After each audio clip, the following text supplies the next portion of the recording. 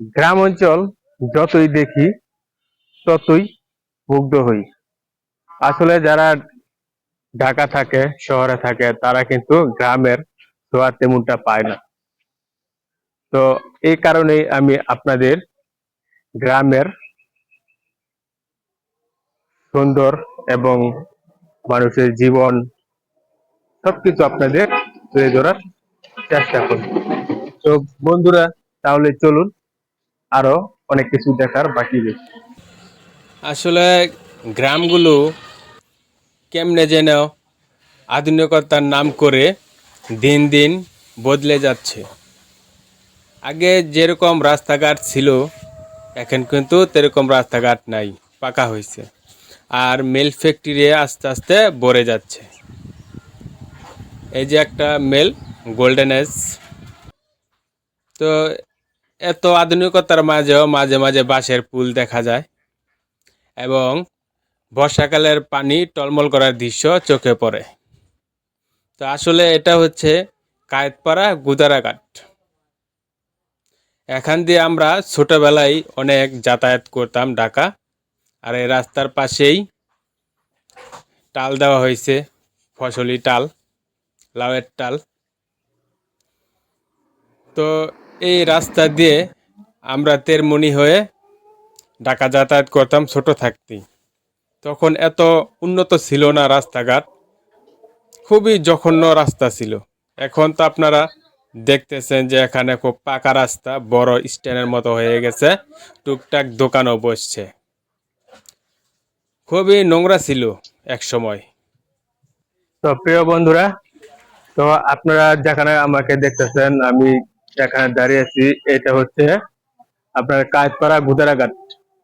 তো এক সময় এরকম রাস্তাঘাট ছিল না।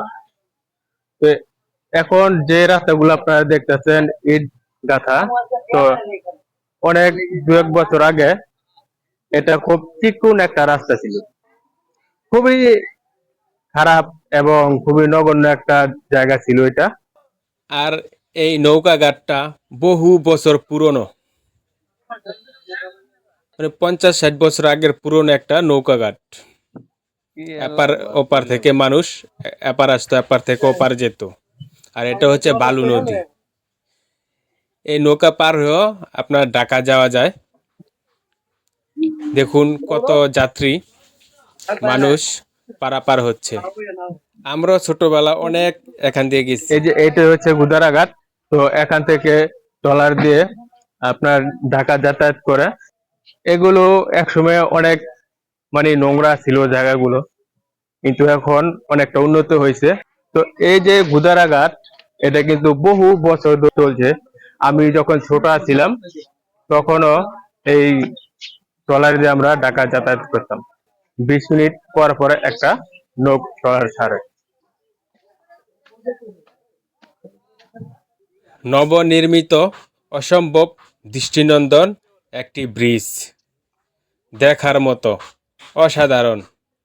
মনে হয় শিল্পীর তুলি দিয়ে আঁকা একটি ব্রিজ। তো এই ব্রিজটা এক সময় এখানে এরকম ব্রিজ ছিল না। এই ব্রিজটা ছিল বাঁশের, তারপরে লোহার একটা ব্রিজ ছিল। তো এখন তো খুব সুন্দর এবং মজবুত ব্রিজ হয়েছে।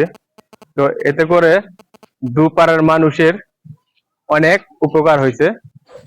আর এই ব্রিজে দাঁড়িয়ে দেখা যায় বালু নদীর বর্ষাকালের টলমল পানি।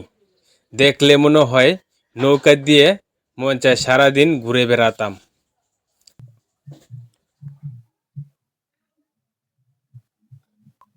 চলে আসলাম ভিডিওর শেষ প্রান্তে।